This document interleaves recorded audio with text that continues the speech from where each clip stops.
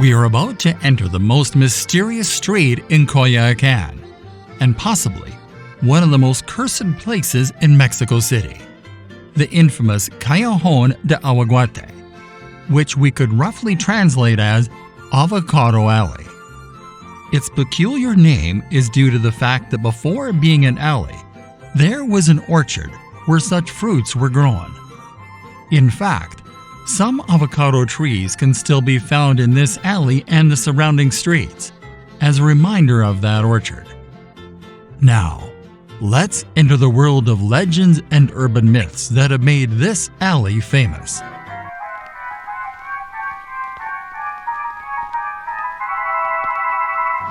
In one of these houses in the 1930s, a group of spiritualists used to meet. Spiritists gathered in search of esoteric knowledge and invoking spirits and souls from the beyond, with the intention of obtaining answers to spiritual questions, but also on everyday and material issues. The group in question met every Thursday at midnight, a time traditionally said to be conducive to invoking souls.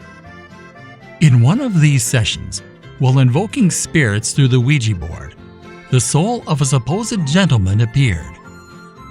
The owner of the house, who was also a wealthy merchant, asked the gentleman's spirit if there was any danger for him or his business.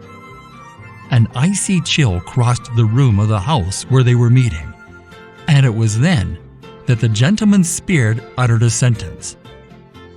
"One of those present will betray you and take your money."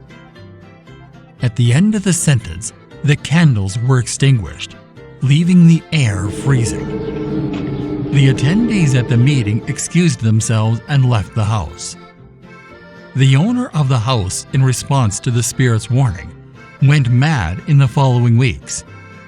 Thus, he hatched a sinister plan to kill each of the attendants to protect his fortune. In the following days, he invited each one of his companions of spiritualistic practices to dinner, one for each night. Thus, in the following 5 nights, he received his guest.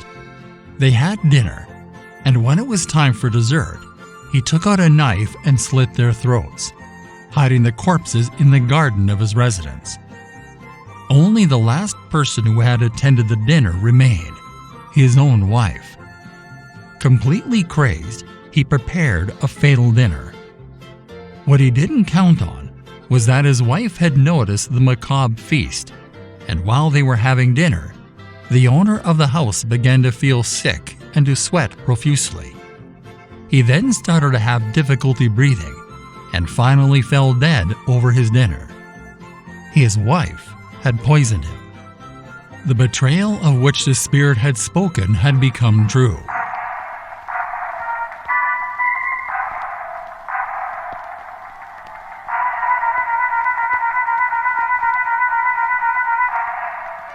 Because of these fatal events, it is said that voices from beyond the grave can be heard in the alley.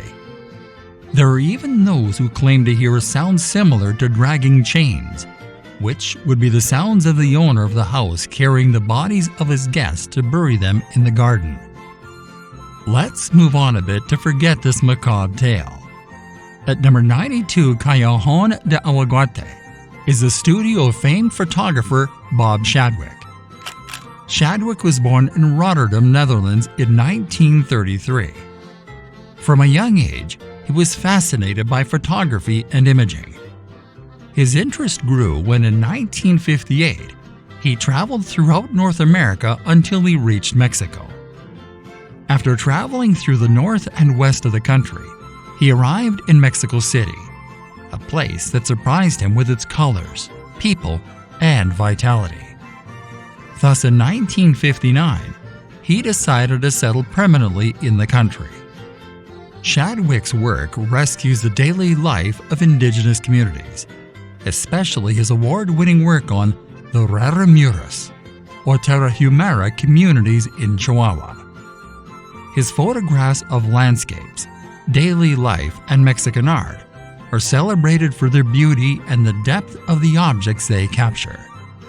Bob Shadwick is one of a number of foreign artists who are fascinated by the magic of Coyoacan and have contributed to the cultural life of the area and the country.